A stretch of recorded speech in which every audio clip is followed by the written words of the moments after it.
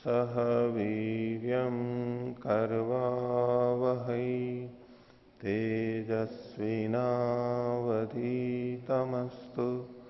मा विद्विषावहै। ओम शांति शांति शांति। वेदांत दर्शन की 101वीं कक्षा वेदांत दर्शन के चतुर्थ अध्याय का द्वितीय पाठ चल रहा है। इसमें हमने 11वें सूत्र तक पिछली कक्षा में देखा था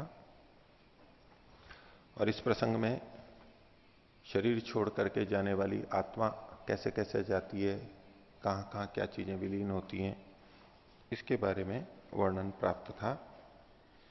और वो सामान्य व्यक्ति का और मुक्ति में जाने वाले का क्या भेद होता है या भेद नहीं होता है, उसके बारे में बताया कि प्रक्रिया तो समान ही चलती है। मुक्ति पर्यंत, मुक्ति के किनारे तक सूक्ष्म शरीर साथ में ही रहता है सबका। तो पिछले पाठ में से किन्हीं को कुछ पूछना है तो पूछ सकते। ओ आचार्य जी, पृष्ठ संख्या 233 में 11वां सूत्र है, अस्यैवचो पपत्ते रेश ऊष्मा। अर्थात इसमें सूक्ष्म शरीर होने से ही, उसके कारण से ही यहाँ पर ऊष्मा है शरीर में, ऐसा कहा है। तो इसको यदि हम अन्वय व्यतिरेक से देखें कि जिसके होने पर जो होता है, उसके ना होने पर यदि वो नहीं होता है तो फिर वो उसका माना जाता है।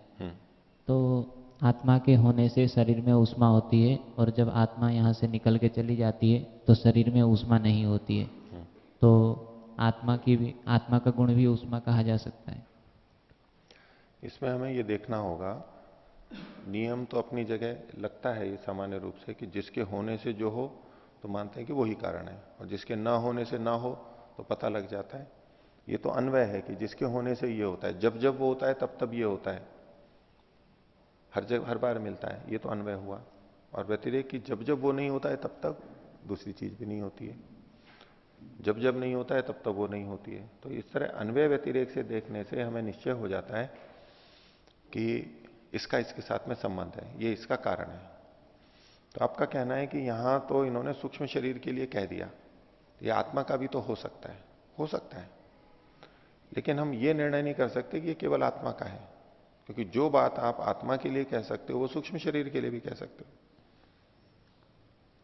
कि दोनों ही निकलते हैं तो दोनों में से इसके हो सकता है ये भी हो और हो सकता है वो भी हो। तो अब ये इस अन्वय व्यतिरेक से निर्णय नहीं हो सकता, क्योंकि अकेली वस्तु नहीं, दो नहीं है यहां पर, अपने आप में इससे निर्णय नहीं हो पाएगा। यदि एक ही वस्तु होती, विद्यमान है और नहीं है, तब तो इस अन्वय व्यतिरेक से ही एकदम निर्णय हो जाता। लेकिन हमें पता है कि दो चीजें हैं यहां पर, तो दोनों में से किसका होगा, तो ये अन्वय व्यतिरेक तो दोनों पे लागू हो रहा है। इसलिए अब ये अन्वय व्यतिरेक यहां पर निश्चायक नहीं होगा, निर्णय नहीं कर सकता, निर्णय नहीं दे सकता। ये इतने मात्र से हम निर्णय नहीं कर सकते, क्योंकि इसके आधार पर आत्मा पे भी स्वीकार किया जा सकता है और सूक्ष्म शरीर में भी किया जा सकता है, दोनों पे होता है। तो आप जो कह रहे हो कि आत्मा भी हो सकती है, तो उसको मान नहीं सकते, लेकिन आत्मा को इन्होंने जो निर्णय दिया सूक्ष्म शरीर का, उसमें दूसरा कारण साथ में जुड़ेगा, दूसरा प्रमाण भी जुड़ेगा कि संभावना में दोनों आ गए, आत्मा भी इसका कारण हो सकती है, सूक्ष्म शरीर भी हो सकता है। अब सहकारी प्रमाण चाहिए हमारे को। हमें अन्य प्रमाणों से पता लग रहा है कि आत्मा में शब्द, स्पर्श, रूप, रस, गंध आदि ये भौतिक गुण नहीं होते, और ऊष्मा है, ये भौतिक गुण है, प्रकृति का गुण है, तो आत्मा में तो ये होता नहीं है। तो इस अन्य प्रमाण से आत्मा इस दौड़ से हट गया, अब केवल सूक्ष्म शरीर बचा। वो अन्वय व्यतिरेक वाली बात वहां घट जाएगी और वो निर्णय हो जाएगा। इसलिए आत्मा को यहां नहीं ले सकते। और कोई? हाँ बोलिए। ओम आचार्य जी, सूत्र संख्या 11 में के भाग कि ऊष्मा धर्म सूक्ष्म, परंतु पीछे बताया गया था कि ऊष्मा धर्म आत्मा का इसलिए नहीं होता है क्योंकि आत्मा को फिर स्पर्शवान मानना पड़ेगा। फिर वही दोष यहाँ भी आ जाएगा कि सूक्ष्म शरीर को भी स्पर्शवान मानना पड़ेगा, परंतु स्पर्श गुण वायु का माना जाता है। तो इसका समाधान कैसे हो? हाँ, स्पर्श गुण वायु का है, ठीक है, वायु महाभूत का, लेकिन अन्य महाभूतों में भी स्पर्श गुण होता है। और वायु में जो स्पर्श गुण है वो कहां से आया? वायु में स्पर्श गुण कहां से आया? वायु महाभूत में तो सूक्ष्म भूतों से आया, और सूक्ष्म भूतों में भी विशेष रूप से स्पर्श तन मात्रा से आया। सूक्ष्म वायु भूत, सूक्ष्म भूत वायु अथवा स्पर्श तन मात्रा, उससे ये गुण आया है, ठीक है। और सूक्ष्म शरीर में 5 तन मात्राएं भी होती हैं, 5 तन मात्राएं होती हैं। सूक्ष्म शरीर के 17-18 तत्वों में 5 ज्ञानेन्द्रियां, 5 कर्मेंद्रियां, मन, बुद्धि, अहंकार, ये 13 हो गए, और 5 तन मात्राएं, ऐसे करके 18 तत्व है। तो 5 तन मात्राओं में स्पर्श तन मात्रा भी है। तो सूक्ष्म शरीर में स्पर्श गुण माना जा सकता है। आपका कथन ऐसा था कि आत्मा को भी जैसे स्पर्श गुण वाला नहीं मानते हैं, इसलिए उसमें ऊष्मा गुण नहीं मान सकते, तो सूक्ष्म शरीर में भी कैसे मान सकते हैं? क्या कहीं सूक्ष्म शरीर को स्पर्श रहित कहा है? कोई शब्द प्रमाण, शास्त्र प्रमाण ऐसा हो तो फिर यह प्रश्न उठ सकता है। अथवा हमने परिकल्पना में मान लिया है कि सूक्ष्म शरीर का तो स्पर्श होता ही नहीं है, क्योंकि हमें स्पर्श में नहीं आता है, हम नहीं छू सकते उसको, हम नहीं पकड़ सकते। तो हम अपने हाथों से तो बहुत छोटी छोटी चीजें उनको भी नहीं पकड़ सकते। हमारी स्पर्शेंद्रिय यद्यपि काफी सूक्ष्म है, लेकिन फिर भी अति सूक्ष्म चीजों को हम नहीं ग्रहण कर सकते, पता नहीं लगता है हमारे को। तो ऐसे ही हमारे द्वारा ग्रहित नहीं हो रही है, इसका यह मतलब नहीं है कि उसमें स्पर्श गुण नहीं है। स्पर्श गुण उसमें है। जैसे कोई पदार्थ हो, मीठा या नमकीन, उसमें नमक और मीठा थोड़ा सा डाला जाता है और वो सारा मीठा हो जाता है, कह सकते हैं, कहते हैं ये मीठा है, कहते हैं ये नमकीन है। जबकि और बहुत सारी चीजें होती हैं जो उसमें नमक नहीं होता है, नमक का प्रतिशत तो कम होता है, फिर भी हम पूरी वस्तु को नमकीन कह देते हैं। ऐसे ही सूक्ष्म शरीर में स्पर्श तन मात्रा है, उतने मात्र से भी उस पूरे को स्पर्श वाला कह देते हैं। तो सूक्ष्म शरीर में स्पर्श गुण का दोष आए ये कोई बात नहीं है, मान सकते हैं स्पर्श वाला उसको। बोलिए। ओम। आचार्य जी, पृष्ठ संख्या 233, सूत्र संख्या 11। हाँ। अस्यैव चोपपत्ते रेश ऊष्मा, इसमें इन्होंने निष्कर्ष बता दिए थे कि आत्मा का जो लिंग सूक्ष्म शरीर है उसका धर्म है ऊष्म। और पिछले 6ठे सूत्र में नैकस्मिन् दर्शयतो ही, इसमें अंतिम पंक्ति में इन्होंने ब्रह्ममुनि जी ने भाष्य में बताया कि तेजस्तु आत्मधर्म ऊष्माख्यो वेदितव्यो, ऊष्माख्य वाला जानना चाहिए, क्योंकि उसके बारे में 11वें सूत्र में बताया जाएगा। किंतु 11वें सूत्र में सूक्ष्म शरीर का गुण ऊष्म बताया गया है, और इन्होंने यहाँ पर 11वें सूत्र में बताया जाएगा कि आत्मा का गुण ऊष्म है।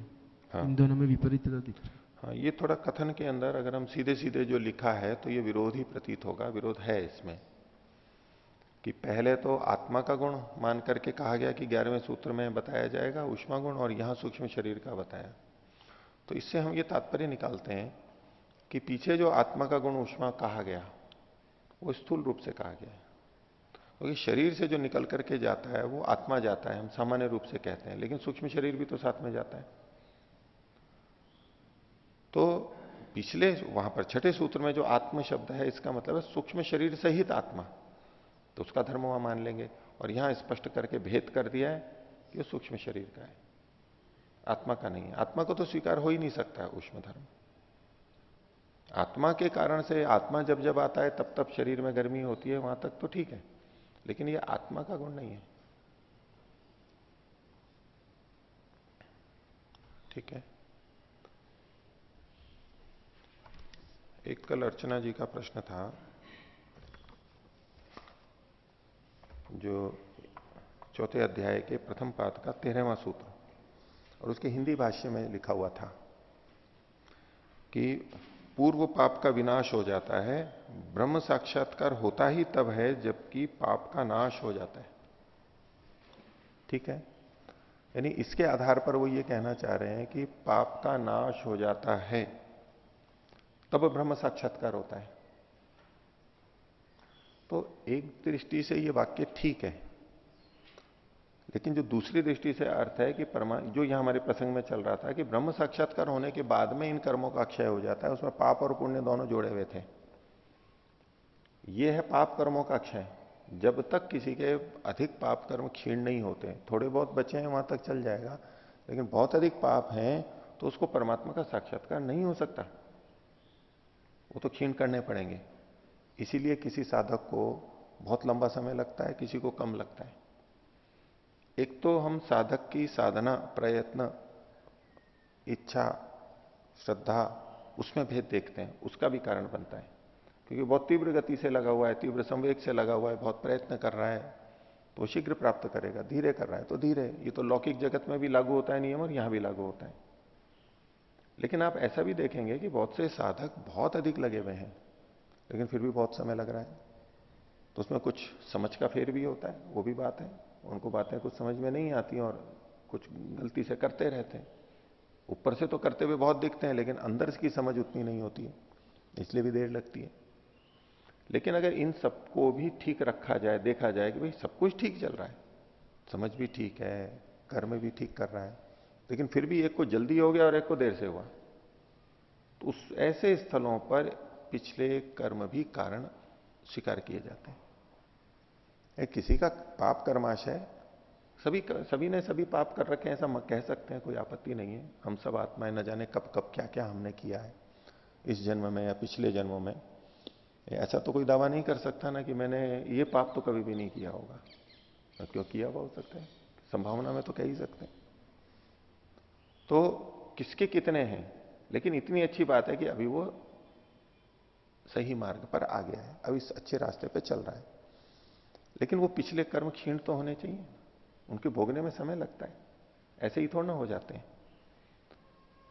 तो वो धीरे धीरे करते करते जब कम हो जाते हैं, उसका बोझ कम हो जाता है, तब वो समाधि या ईश्वर साक्षात्कार की स्थिति में जा पाता है। और उसके बाद में फिर जो बचे कुचे होते हैं वो सारे समाप्त हो जाते हैं। ये जो हमारा प्रसंग चल रहा था, उसके कर्म समाप्त हो जाते हैं। तो यहां जो इन्होंने ये लिखा था कि ब्रह्म साक्षात्कार होता ही तब है जबकि पाप का नाश हो जाता है, तो ये उस श्लोक से संदर्भित बात है कि भिद्यते हृदय ग्रंथि छिद्यंते सर्व संशया और खीयंते चास्य कर्माणि तस्मिन दृष्टे परावरे।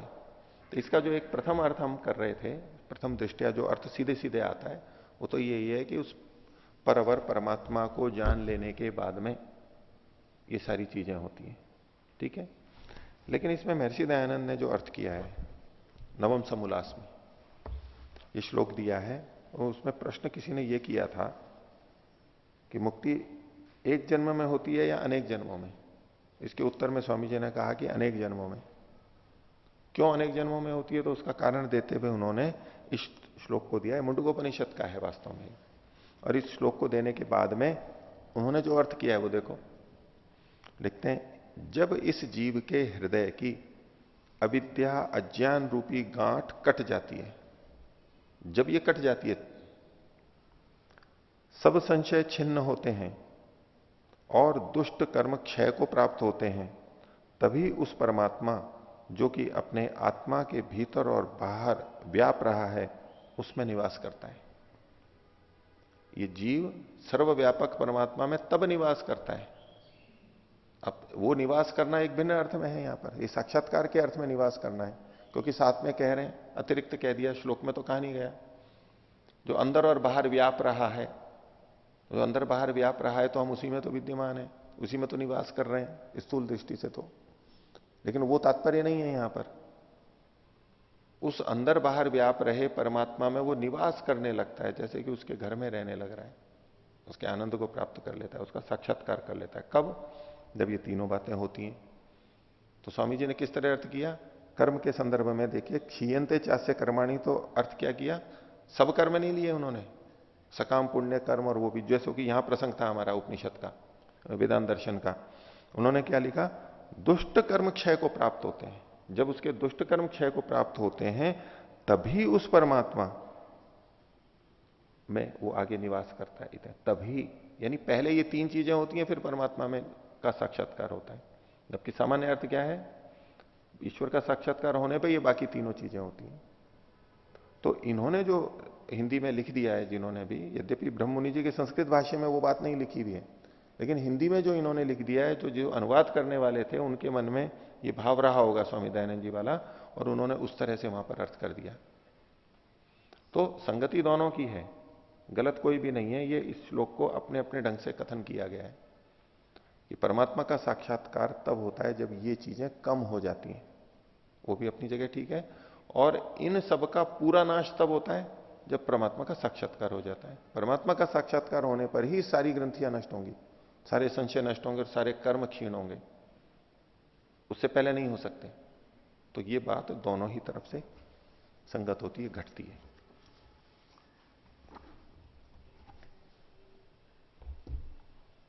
चले आगे, और कुछ पूछना है किसी को? तो देखिए आगे का वेदांत दर्शन के चौथे अध्याय का दूसरा पाठ और 12वें सूत्र से आज का प्रारंभ करते हैं। पीछे एक प्रसंग इन्होंने दिया था प्राणों के उत्क्रमण का। तो इन्होंने ये कहा कि शरीर को छोड़ के जब आत्मा जाती है तो प्राण साथ में जाते हैं, साथ साथ में जाते हैं उसके, ये कथन किया। तो जिज्ञासु के मन में एक प्रश्न उठा कि उपनिषद में तो ये लिखा हुआ है कि ऐसे व्यक्ति के प्राण उत्क्रमित नहीं होते, उसके साथ जाते ही नहीं है। तो ये जो अब यहां कथन किया जा रहा है साथ में जाते हैं, और वहां लिखा हुआ है कि साथ में नहीं जाते, तो इनकी क्या संगति है? तो परस्पर विरुद्ध बात हो गई। तो उस प्रश्न को उठा करके यहां पर समाधान किया जा रहा है। 12वें सूत्र में कहा प्रतिषेधात इति चेत न शारीरात। कोई कहे कि प्राण तो जाते ही नहीं, प्रतिषेध का है वाचन में, इसलिए आपका कथन ठीक नहीं है। तो बोले नहीं, ये शारीर से कथन है। शरीर और शारीर दो अलग चीज हो गई। शरीर तो ये शरीर हो ही गया हमारा भौतिक शरीर, और शारीर मतलब जो शरीर वाला है, यानी आत्मा, जो जिसका ये शरीर है या इस शरीर में जो रहता है उसको कहेंगे शारीर। तो बोले वहां जो निषेध किया गया कि इसके से प्राण उत्क्रमित नहीं होते हैं, वो आत्मा से उत्क्रमित नहीं होते हैं।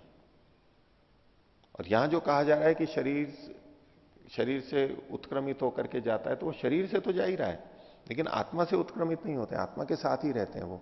इस तरह से इन्होंने संगति लगाई है।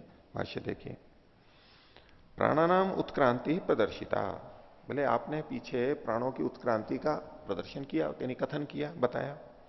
प्राणानाम अधिष्ठानम तेजो रूपम आत्मलिंगम सूक्ष्म शरीरम।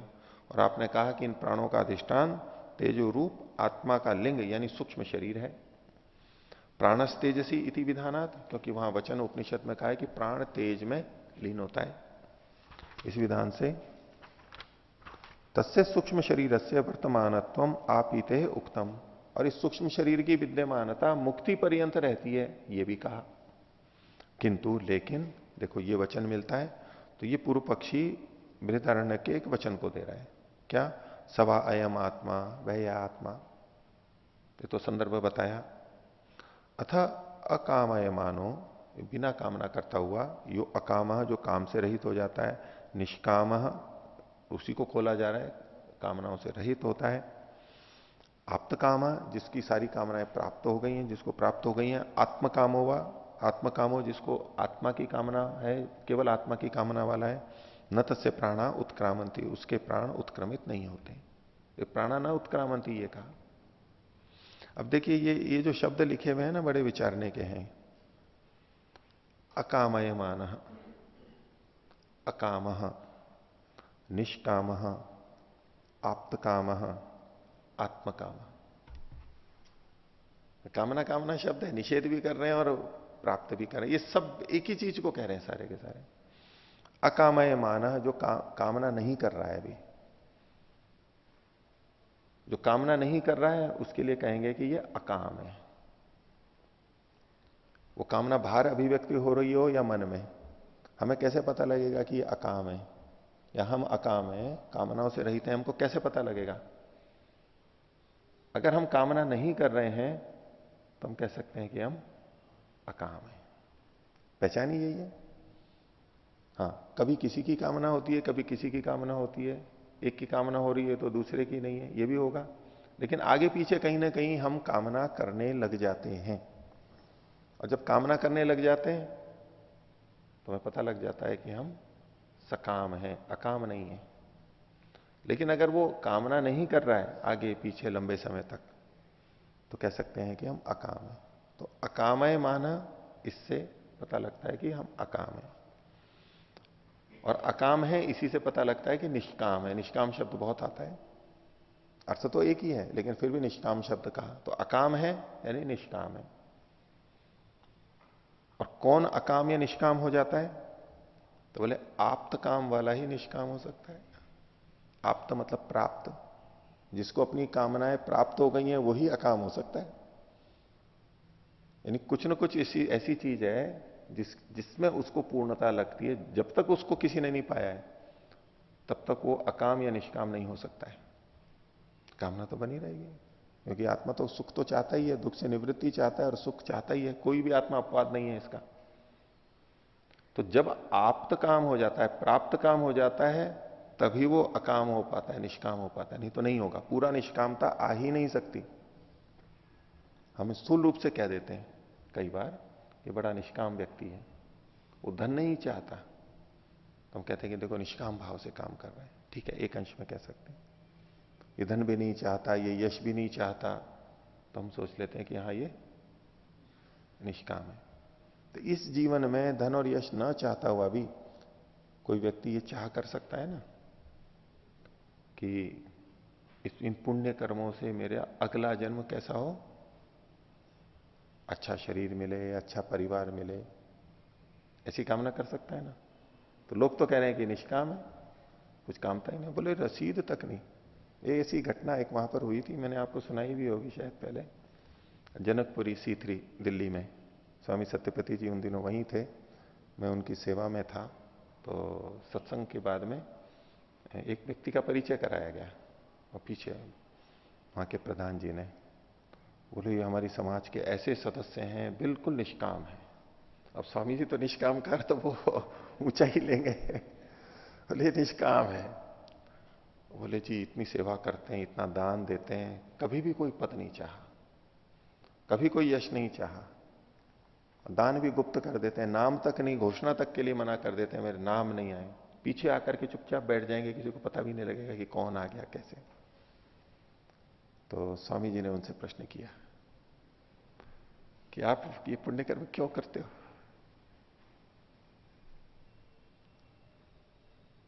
तो उन्होंने पहले तो एक दो उत्तर दिए। बोले जी मेरे कोई प्रयोजन नहीं है, मैं तो ऐसे करता हूं। नहीं, कुछ तो होगा, क्योंकि ये तो सिद्धांत है, बिना प्रयोजन के तो कुछ करेगा नहीं कोई व्यक्ति। कुछ ना कुछ तो प्रयोजन होगा अपने लिए, अपने लिए जीवात्मा का कुछ ना कुछ प्रयोजन होगा, उससे रहित हो ही नहीं सकता, असंभव है। ये करते करते उन्होंने कहा, और फिर प्रधान जी से भी पूछा कि अच्छा वो अपने पुण्य कर्मों से, पुण्य कर्म तो चाहते हैं ना कि मेरे पुण्य कर्म बने? बोले हाँ ये तो चाहते ही है पुण्य कर्म बने। अच्छा पुण्य कर्म क्यों बने, पुण्य कर्म क्यों चाहते हो? तो अब पुण्य कर्म में पकड़ में आई गया व्यक्ति, तो पुण्य कर्म करता है तो यही तो कहेगा कि भाई अगला जन्म मेरा अच्छा हो। तो बोले अच्छे का क्या मतलब है अगले जन्म का? बोले अच्छा हो तो अब क्या बोलेगा व्यक्ति, अच्छा हो तो? बोले अच्छा शरीर हो, अच्छा परिवार हो, संपन्न हो, यही तो बोलेगा, आसपास के लोग अच्छे हों। तो बोले यही तो कामना हो गई सारी। तो लोक में हम निष्कामता को अलग अर्थ में बोलते हैं, अलग अलग स्तरों पे, वो गौण रूप से कथन होता है। थोड़े अंश में निष्कामता होती है तो हम कह देते हैं हाँ ये निष्काम है, कोई बात नहीं, वो चलता है ना। सूक्ष्मता से देखेंगे तो नहीं चलेगा वो, क्योंकि उसकी सारी कामनाएं अभी पूर्ण नहीं हुई हैं। निष्काम वही हो सकता है जो आप्त काम होता है, प्राप्त काम होता है, जो पाना था वो पा लिया, जिसको ये अनुभूति हो गई है वो तो निष्काम हो सकता है, नहीं तो कोई नहीं हो सकता निष्काम। तो कितना ही कह ले, कितना ही कह ले, कामना तो रहेगी। तो इन्होंने कहा आप्त काम। तो बोले किसको प्राप्त कर लिया, कौन सी आप्त काम है, ऐसी कौन सी चीज है जिसको पा लिया तो ये निष्काम और अकाम और ये सब हो जाएगा? तो आप्त काम को उन्होंने खोल दिया आत्मकाम।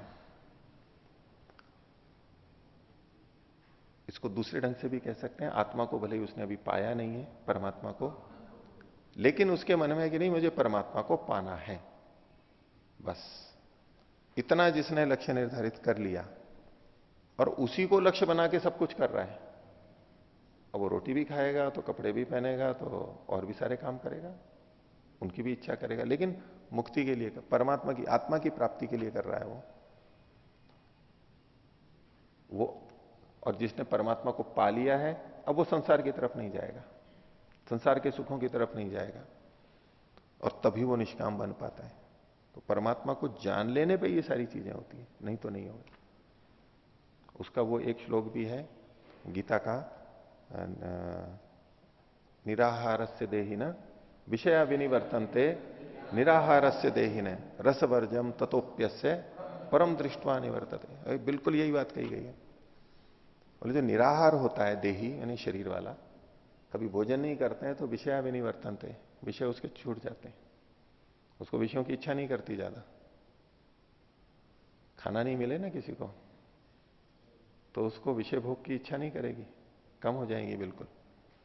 खाने की तो इच्छा करेगी, लेकिन उसके अलावा और जो चीजें न देखने की, सुनने की, चखने की, छूने की, और जो इंद्रिय सुख हैं उसकी वो इच्छा नहीं करेगी।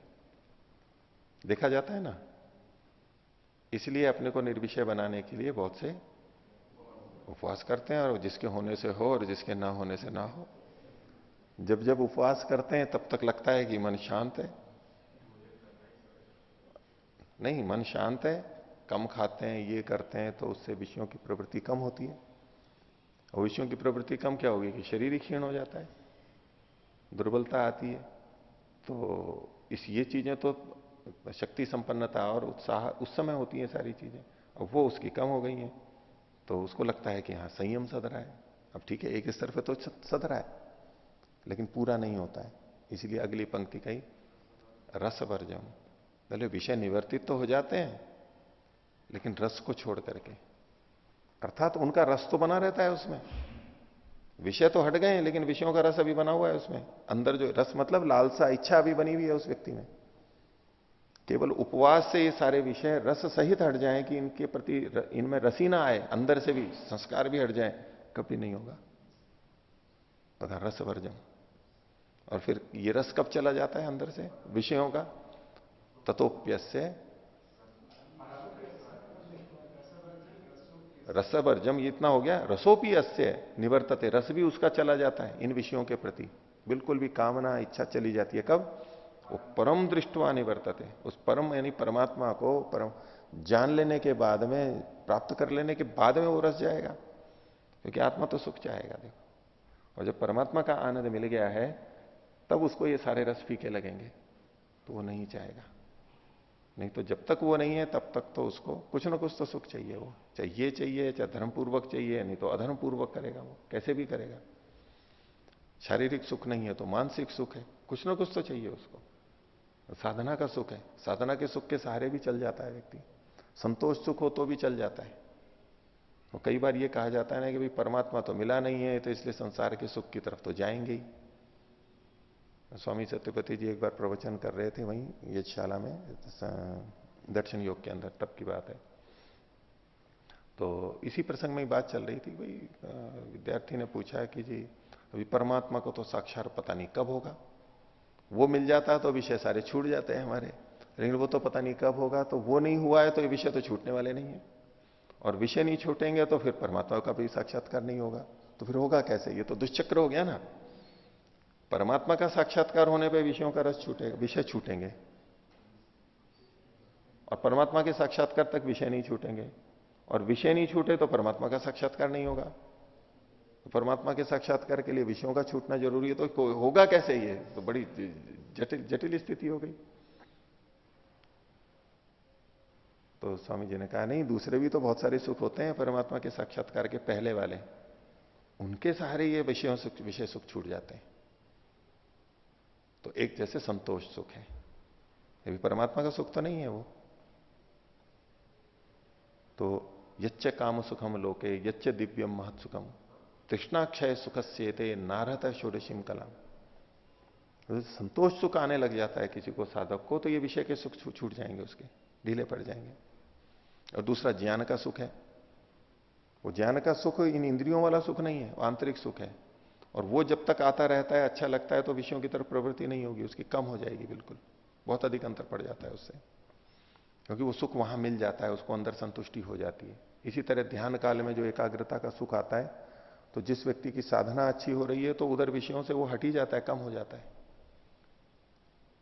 जिनकी ध्यान साधना अच्छी होने लग जाती है ना, जो रुचि बन जाती है, तो उनके स्वभाव में परिवर्तित ही आता है। वो अधिक खाने पीने और चीजों में सुख लेने में अधिक नहीं प्रवृत्त, उसकी कम हो ही जाती है उतनी उतनी, क्योंकि वो संतुष्टि अंदर मिल जाती है उसको। तो कहीं ना कहीं से तो चाहिए।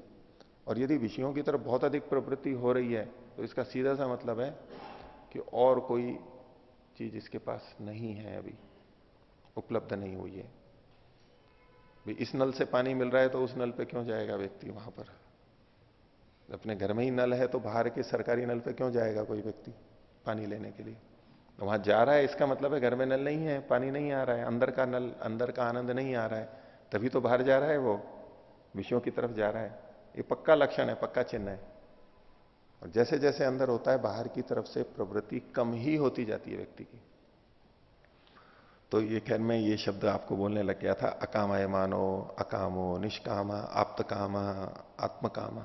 ये निरर्थक नहीं लिखे गए ये शब्द, एक एक बड़ी सोच के लिखे गए। ऐसा ही होता है, यही होता है आंतरिक रूप से। और देखो, आत्मकाम शब्द से कहा कि जिसको आत्मा की कामना हो जाती है वो निष्काम होता है। और स्वामी दयानंद जी ने भी बिल्कुल यही अर्थ किया ऋग्वेदादि भाष्य भूमिका में। अपनी तो इसी में उलझते रहते हैं सब जने कि निष्काम मतलब तो कोई कामना नहीं, वो जिंदगी भर करते रहते हैं, नहीं कुछ तो कामना है, कुछ तो कामना है, ये कैसे निष्काम हो जाएंगे? और निष्कामता के चक्कर में मुक्ति की भी कामना छोड़नी पड़ जाती है उनको, कि मुक्ति की भी कामना कर ली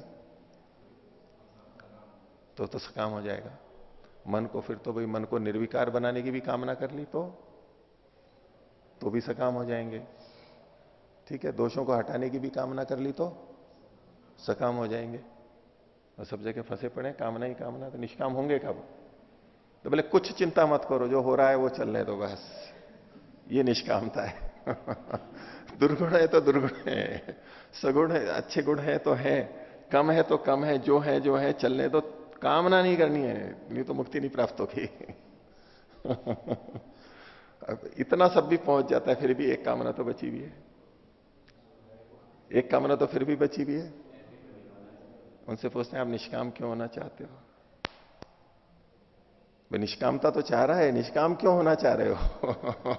अब कुछ नहीं बोल सकता। आखिर तो कहेगा कि नहीं, निष्काम इसलिए होना चाहता हूं क्योंकि मुक्ति चाहिए, इसलिए मुक्ति को भी हटा रहा है कि नहीं मुक्ति भी नहीं चाहिए मेरे को। अभी निष्कामता का करने का प्रयोजन ही आपका मुक्ति की प्राप्ति है, तो ये कामना तो बनी हुई है ही ना अंदर।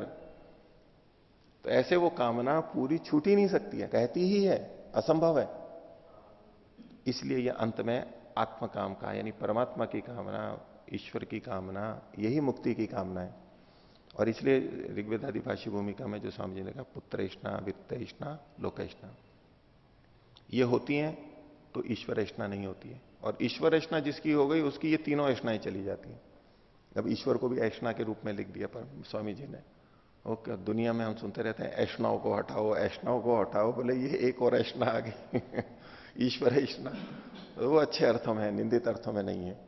तो जिसकी ईश्वर ऐष्णा होती है उसकी सारी ऐष्णाएं समाप्त हो जाती है, वो निष्काम हो जाता है। जिसकी आत्म की कामना हो गई, वो प्राप्त काम हो जाता है, तो वो निष्काम और अकाम हो जाता है। और निष्कामता का यही अर्थ है कि सांसारिक कामनाएं समाप्त हो जाती हैं, ईश्वर की कामना तो उसकी रहती है। तो यहां मुख्य बात तो खैर ये थी कि न तस्य प्राणा उत्क्रामंती। पूर्व पक्षी कह रहा है, पहले आपने कहा था कि ये आत्मा के साथ साथ सूक्ष्म शरीर जाता है, प्राण जाते हैं, बोले तो उसके तो प्राण उत्क्रमित होते ही नहीं है, जाते ही नहीं है, विरोध हो रहा है। ये बृहदारण्यक का वचन कहा। तो अनेन प्राणानाम उत्क्रांति प्रतिषिध्यते, तो इस वाक्य से तो प्राणों की उत्क्रामंती का, उत्क्रमण का निषेध किया जा रहा है। तो आगे कहा पुनर्मृते शरीरे तेषाम अधिष्ठानम, तो फिर मृत शरीर में उनका अधिष्ठान, इनका प्राणों का, तेजो रूपम आत्मलिंगम, तेज स्वरूप जो आत्मा का लिंग है, चिन्ह है, यानी सूक्ष्म शरीरम, वो आपीते रीति कथनम। आपने कहा कि ये मुक्ति पर्यंत रहता है, ये जो मुक्ति से पहले पहले ये जो कथन है अयुक्ति युक्तम इति, ये अयुक्ति युक्त है, ऐसा अगर कोई कहे तो अब उत्तर देंगे। ये आपीते का मतलब दो तरह से अर्थ होते हैं, आके मर्यादा और अभिविधि, ये मुक्ति से पहले पहले तक। एक है मुक्ति तक, मुक्ति में भी, वो हमारे को प्रसंग के अनुसार समझना पड़ेगा, नहीं तो हम कहेंगे कि मुक्ति तक रहता है यानी मुक्ति में भी रहता है, ऐसा हम अर्थ लेने लेंगे, वो यहां पर संगत नहीं है। तो इसका उत्तर का न वक्तव्यम। कुतः है, क्यों नहीं कहना चाहिए?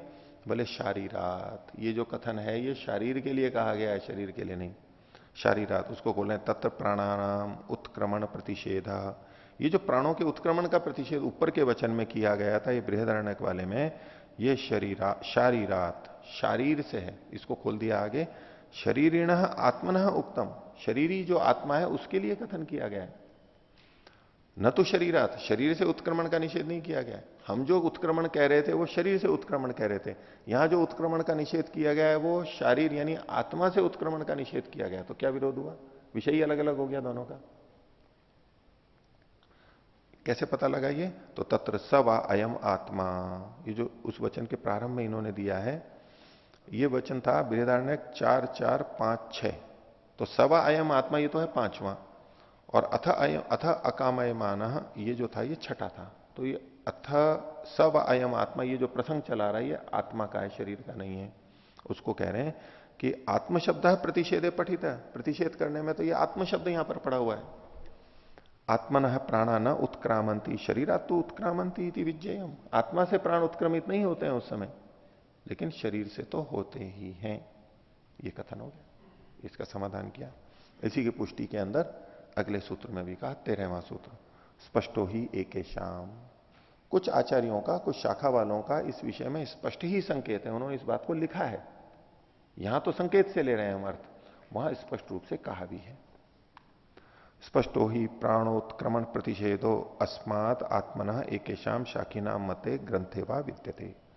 तो प्राण का के उत्क्रमण का प्रतिषेध कहां से? आत्मा से, स्वयं जो जीवात्मा है उससे, कुछ शाखा वालों के मत में किसी ग्रंथ में, और ये विद्यमान है ही तथ्य था। एक वचन दिया इन्होंने, बृहदारण्यक का ही दिया, यत्रायम पुरुषो म्रियते, जब ये पुरुष मरता है, ये शरीर छोड़ता है, उतस्मात् प्राणः क्रामंती आहोस्वित न इति, इसके प्राण इससे उत्क्रमित होते हैं नहीं होते हैं, ये प्रश्न ही उठाया गया। तो उत्तर दिया न इति होवाच याज्ञवल्क्य, याज्ञवल्क्य ने कहा कि नहीं होते, याज्ञवल्क्य ने कहा कि नहीं होते। तो अत्र अस्मात् पंचमी निर्देशात स्पष्टते ही, ये पंचमी है विभक्ति, इससे स्पष्ट होता है। तथा कौशितकी नाम अपि, कौशितकी ब्राह्मण में भी ये लिखा हुआ है कि स यदा अस्मात् शरीरात उत्क्रामति, जब इस शरीर से उत्क्रमण करता है तो सहैव एतहि सर्वैर उत्क्रामति, इन सबके साथ में वो उत्क्रमण करता है। तो पीछे भी जो कहा गया था ना, जब ये पुरुष मरता है तो यानी पुरुष से प्राणों का उत्क्रमण नहीं होता है, शरीर से होता है, पुरुष से नहीं होता है, पुरुष के साथ साथ ये जाते हैं। और ये सब चीजें आत्मा के साथ साथ जाती हैं, ये अगले वचन से भी आ गया। तो अत्रापि प्राण ही सह आत्मा शरीरात उत्क्रामती इति स्पष्टम, तो यहां भी प्राणों के साथ साथ शरीर से ये उत्क्रमण होता है, ये स्पष्ट है। अथच मरण वेलायाम तेजो रूपम सूक्ष्म शरीरम आदाय आत्मा शरीरान निष्क्रामती, तो मृत्यु के समय तेजो रूप जो सूक्ष्म शरीर है उसको लेकर के जीवात्मा इस शरीर से बाहर चली जाती है। स एतास तेजो मात्रा, ये जो तेज की मात्रा, ये वचन दिया इन्होंने बृहदारण्यक का, सा एतास तेजो मात्रा समभ्यादनानो हृदयम एव अनुभव क्रामती। तो ये जो जीवात्मा है, पुनर्जन्म के संदर्भ की बात है यहां पर, तो ये आत्मा तेज की मात्रा को लेता हुआ, तेज का मतलब ये फिर सूक्ष्म शरीर ले रहे हैं, उस तेज की मात्रा को लेता हुआ हृदयम एवं अनुभव क्रामती, हृदय के किनारे पे आ जाता है, भावनाओं विचारों के किनारे पे आ जाता है, और वहां पर वो प्रद्योतित होता है। वहां पर इन्होंने आगे लिखा है, तस्य हृदय से अग्रम प्रद्योतते, उसके हृदय का अग्रभाग प्रद्योतित हो जाता है। हृदय भावना और ज्ञान का प्रतीक है, उसका अग्रभाग श्रेष्ठ भाग प्रद्योतित होता है, ज्ञानमय हो जाता है। और उसके बाद ये वचन है जो आगे लिखा है, तेन प्रद्योतेन एष आत्मा निष्क्रामति, उस प्रद्योतित के साथ साथ आत्मा जाता है। अर्थात सूक्ष्म शरीर है और उसका जो अग्रभाग श्रेष्ठ भाग है वो ज्ञान से युक्त है, भावनाओं से संस्कारों से युक्त है, जो उसने पीछे समझा था। हृदय के अग्रभाग को किस तरह से लेना चाहिए कि हृदय तो मान लो भावना या ज्ञान का हुआ, हमने भावनाएं भी की, ज्ञान भी की, बहुत अनुभव लिए, लेकिन उन सब अनुभवों के बाद में जो भाव निकला एक, वो साथ में चला जाता है, सार सार बिल्कुल, कि हमें यहां भी दुख हुआ, हमें वहां भी दुख हुआ, हमें यहां सुख हुआ, हमें यहां सुख हुआ, यहां हम फंसे, यहां हम उतरे। इन सबको करते करते जो एक सार निकला, वो सार, वो जो कहता हूं, घटनाएं भी चलो जाती हैं वो अलग बात है, लेकिन घटनाओं के अतिरिक्त उन सबसे जो एक सबक लिया हमने, अब उन एक एक घटनाओं को याद करने की जरूरत नहीं, वो सबक ही पर्याप्त है आगे के बचाव के लिए। हम ठोकर खा के गिरे और सारी घटनाएं हमें याद हो कि उस दिन वहां ठोकर खा के गिरा, इस दिन यहां ठोकर खा के गिरा, वो सब याद नहीं रहती। हमारे मन में अभी क्या भाव है कि चलते समय ध्यान से चलना चाहिए, नहीं तो ठोकर लग जाती है, ये भाव बना हुआ है ना। अब इसके साथ साथ पिछली घटनाएं हो या ना हो, घटनाएं तो हुई हैं, हमारे साथ हुई हैं, दूसरों के साथ हुई हैं, लेकिन उसको देख करके हमारे हृदय के अग्रभाग में एक स्थिति बन गई, एक समझ बन गई है। बस इतना पर्याप्त है आगे के संभलने के लिए। वो पिछली सारी घटनाएं याद हो, इसकी कोई आवश्यकता नहीं है। आवश्यकता हो कभी बताना हो तो याद भी कर लेते हैं, नहीं तो ये जो सार भाग है उतना पर्याप्त है। तो आत्मा इस प्रद्योत के साथ ही यहां से लेकर के जाता है अपने सारे भाव जो उसने सीखे हैं और समझे हैं, अच्छे या गलत, गलत निष्कर्ष भी हो जाते हैं, उनको लेकर के वो आगे अगले जन्मों में जाता है। तो अन्य शाखा वाले स्पष्ट ही प्राणों को, सूक्ष्म शरीर को जीवात्मा के साथ जाने वाला मानते हैं। तो ये कहना कि न तस्य प्राणा उत्क्रामंती, ये आत्मा की दृष्टि से है, शरीर से तो यहां से उत्क्रमण होगा ही।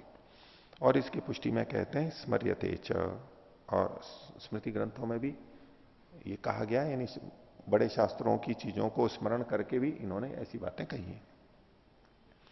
स्मृतौ अपि उच्यते जीवात्मा सब प्राण सूक्ष्म शरीर स्थूल शरीरान निष्क्रामति, कि जीवात्मा प्राण के सहित यानी सूक्ष्म शरीर के सहित स्थूल शरीर से निकल करके जाता है। इन्होंने ये गीता का श्लोक दिया है, मनष्ठानी इंद्रियाणी प्रकृति स्थानी कर्षति। ये जो आत्मा है, कर्षति का करता है आत्मा, आत्मा मन सहित जो 6 इंद्रियां यानी 5 ज्ञानेंद्रियां और मन, ये 6 इंद्रियां जो कि प्रकृति स्थानी, प्रकृति में स्थित है, प्रकृति की है, प्राकृतिक रूप से बनी हुई है, मूल प्रकृति से, उनको ये कर्षति खींचता है और ये अपने साथ लेकर के जाता है। यच्चापि उत्क्रामति, और जो यहां से वो उत्क्रमण करता है, जो जो कुछ भी चीज लेके जाता है, वो कैसे लेके जाता है, उसका एक दृष्टांत दिया, गृहत्वैतानि संयाति वायुर्गंधान इव आशयात। इन सबको लेकर के कैसे जाता है, जैसे वायु गंध के आश्रय से गंध को लेकर के चली जाती है। कोई पुष्प हो, कोई और सुगंधित चीज हो, वहां से हवा बहती है तो क्या उसकी गंध को अपने साथ लेकर के चली जाती है। तो ऐसे जीवात्मा इस सूक्ष्म शरीर को अपने साथ लेकर के चला जाता है। मनुस्मृति का एक श्लोक दिया, यदा अणुमात्रिको भूत्वा बीजम स्थास्नु चरिष्णु च। तो ये जो अणुमात्रिक बिल्कुल छोटा सा होकर के बीज रूप में, चाहे वो स्थास्नु हो यानी तो स्थावर के रूप में हो, या तो चरिष्णु जंगम के रूप में हो, गतिशील गति करते वाले प्राणी हैं, उनमें समावेशिति संश्लिष्ट, जब ये आत्मा इनके साथ में समावेश कर जाता है, संश्लिष्ट हो जाता है, वहां पर जुड़ जाता है, तथा मूर्तिम विभुंचति, तब ये शरीर स्थूल रूप धारण करता है। आत्मा के साथ में सूक्ष्म शरीर जब आता है, तब उसके बाद में ये शरीर विकसित होता है और हमारा ये मूर्तिमान बड़ा शरीर, स्थूल शरीर बन जाता है। आगे तानी परे तथा ही आह, तो ये जो सारी चीजें हैं, ये अंत में कहां जाके विलीन होती हैं, ये तो अब मुक्ति में चला जाएगा, तो ये कहां विलीन होती हैं, तो तानी परे, उस पर परमात्मा में विलीन हो जाती है। तथा ही आह, ऐसा ही कहा गया है। तो भूत सूक्ष्माणी इंद्रिय प्रकृति भूतानी तेजो रूपे सूक्ष्म शरीर समाविष्टानी परे देवे परमात्मनि समीयंती संविशंति। ये जो सूक्ष्म भूत हैं, इंद्रिय हैं, प्रकृति है, ये जो भूत हैं, ये सब तेजो रूप सूक्ष्म शरीर में समाविष्ट रहती है, स्थित रहती हैं, और वो परे देवे यानी परमात्मा में लीन हो जाती हैं, उसमें प्रवेश कर जाती हैं, संविशंति। वैसे तो वो परमात्मा में ही रहती हैं, लेकिन वो अब परमात्मा के अधीन हो जाती हैं। अब परमात्मा उनका फिर विघटन करके और आगे जो भी प्रक्रिया होती है वो चलता है। जैसे कि कबाड़ी के यहां पर जाती है, चीजों का प्रयोग हो गया और अब कहां पर होते हैं, या तो बेचने के लिए रख देते हैं, वो फिर अपने आप उसको तोड़ ताड़ के वो लोहे का प्रयोग और चीजों का दोबारा प्रयोग हो जाता है, चक्रीकरण कर देते हैं, रिसाइकलिंग कर लेते हैं, जो काम में होता है वो आगे होता है, लेकिन हम तो उसको छोड़ देते हैं कबाड़ी के यहां पर। तो ऐसे ये जो सारी चीजें हैं ये परमात्मा के अंदर चली जाती हैं, वैसे तो है यूं परमात्मा में, लेकिन वो परमात्मा के इस तरह से सुपुर्द हो जाती हैं, वो आगे उनको नए सिरे उसको विघटित करके नए सिरे से आगे बनाता है। तथा ही श्रुतिर्वदति, जैसा कि श्रुति में भी कहा है, ये जो पीछे वचन इन्होंने दिया था उसी का आगे का भाग है ये। तेज परस्याम देवतायाम, तेज यानी जो अग्नि है, तेज जो ये सूक्ष्म शरीर है, ये परस्याम देवतायाम, पर देवता में, वो पर देवता मतलब यहां परमात्मा के लिए कथन है, उसमें ये विलीन हो जाता है, चला जाता है। इसमें थोड़ा सा ये एक विचारने की बात है कि सामान्य अवस्था में जब एक शरीर से हम दूसरे शरीर में जाते हैं, वहां तो ये बात संगत है, ठीक है, कोई प्रश्न नहीं उठता उसमें तो, क्योंकि अगले शरीर में जाना है, स्थूल शरीर में तो सूक्ष्म शरीर तो साथ में जाएगा ही। लेकिन जो ये पीछे प्रसंग इन्होंने प्रारंभ किया था ब्रह्मोपासकों का, यानी इस शरीर को छोड़ के जो मुक्ति में जा रहे हैं उनकी दृष्टि से, तो यहां जो जिस तरह से वर्णन किया गया है उससे क्या प्रतीति हो रही है कि जो आत्मा अब मुक्त हो रहा है, अंतिम शरीर है इसका, जीवन मुक्त हो चुका है, तो उसकी आत्मा जब इस शरीर से निकलती है तो सूक्ष्म शरीर भी साथ में निकलता है, और वो सूक्ष्म शरीर उसका कहां तक रहता है? मुक्ति पर्यंत रहता है। ठीक है, इस शरीर से निकला और निकल करके मुक्ति वाले स्थान तक पहुंचेगा। जैसे कहीं भवन में पहुंचे हम तो उसके दरवाजे तक है, भाई हमारे जूते कहां तक जाएंगे, उस दरवाजे के तक चलेंगे, बाहर तक रहेंगे, और उसके बाद जूते खोल के हम अंदर जाएंगे। तो ऐसे ये सूक्ष्म शरीर मुक्ति पर्यंत है, और मुक्ति का जब जैसे ही द्वार आएगा, स्थान आएगा, बस वहां वो हमारे से छूट जाएगा और हम मुक्ति में चले जाएंगे। ऐसा ही अर्थ समझ में आता है ना? जो अभी तक ये पढ़ा है इसके अलावा को क्या समझ में आएगा? यही तो अर्थ निकलेगा। तो इससे क्या एक प्रतीति होती है कि मुक्ति किसी स्थान विशेष में है,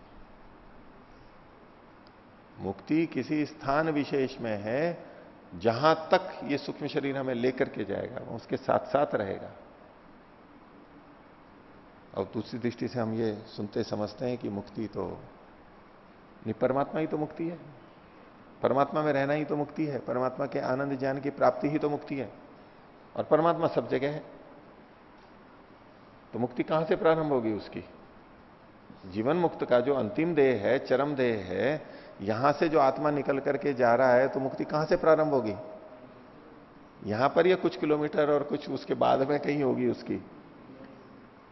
भाई उसको क्या फर्क पड़ेगा मुक्त आत्मा को, चाहे यहीं है या बाहर है, और इस शरीर से भी बाहर रह जाए और इसी शरीर में भी पड़ा रहे, तो कौन सा अंतर पड़ रहा है? स्थान की दृष्टि से इस शरीर में है, स्थान की दृष्टि से वो सूक्ष्म शरीर में भी है, लेकिन उससे अब उसका लेना देना नहीं कुछ। स्थूल शरीर मर गया, स्थूल शरीर हो गया, अब उसकी जो क्रिया होगी हो जाएगी, और सूक्ष्म शरीर भी उसके किसी काम का नहीं। परमात्मा यहीं की यहीं भी तो उसको हटा सकता है। न तस्य प्राणा उत्क्रामंती, इस संदर्भ में जब उपनिषद का प्रसंग आया था तब मैंने उस ढंग से व्याख्या की थी, और वही मेरे समझ में बैठा हुआ है अभी एक तर्क युक्ति की दृष्टि से, कि जो जीवन मुक्त आत्मा है, अंतिम चरम देह है, अब उसकी मृत्यु आ रही है, तो परमात्मा उसको लेकर के कहां जाएगा? कहां जाना चाहिए उसको मुक्ति के लिए लेकर के? कहां तक सूक्ष्म शरीर जाएगा? अन्य आत्माओं को तो सूक्ष्म शरीर साथ में जाना ही है, लेकिन इसमें क्या अंतर है? स्थूल शरीर छूट गया और उसका सूक्ष्म शरीर भी बस यहीं रह गया।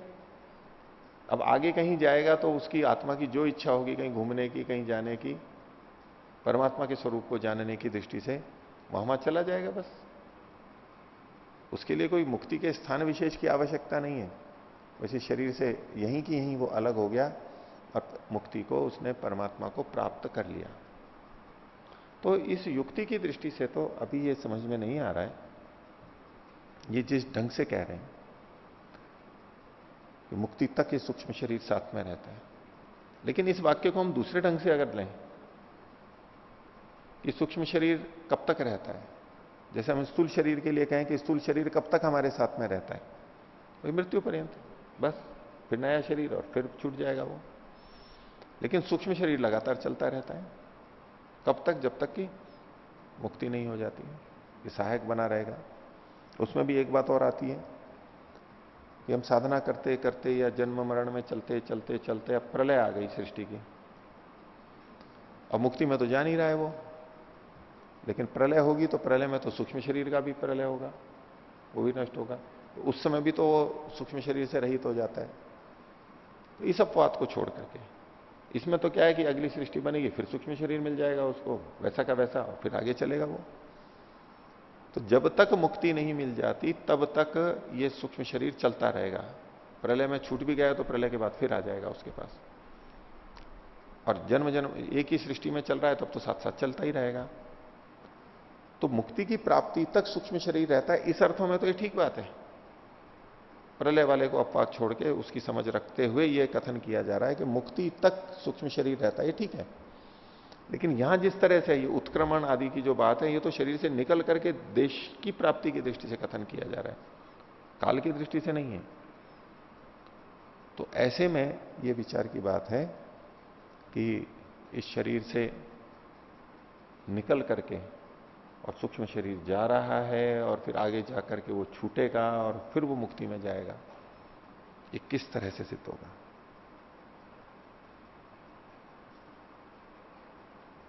ठीक है, आप में से किसी को कुछ बोलना है इस विषय पे?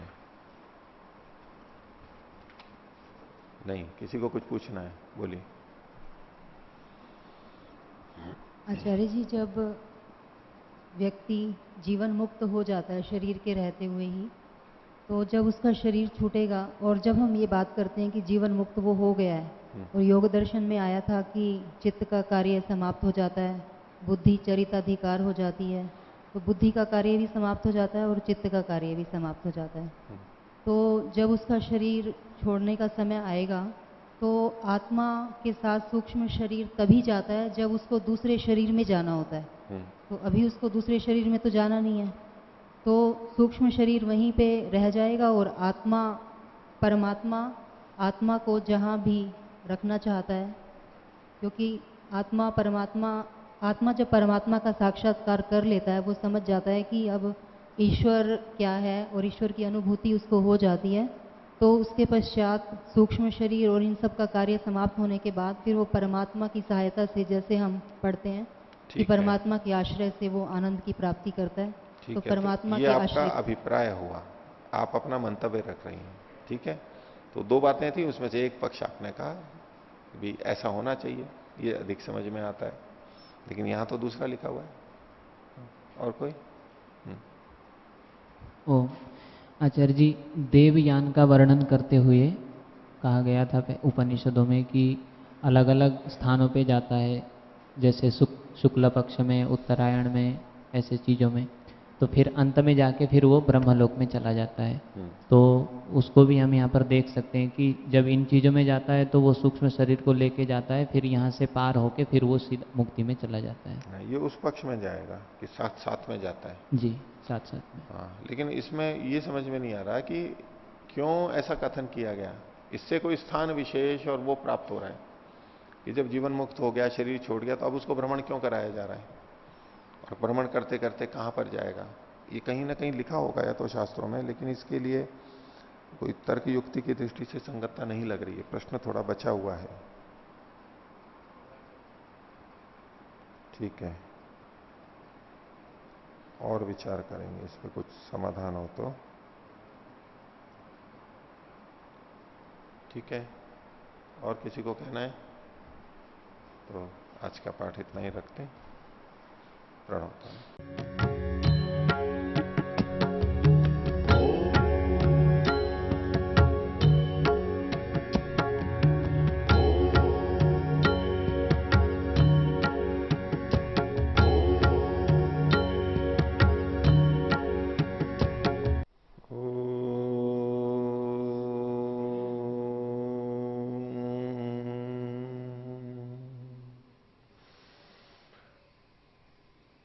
Oh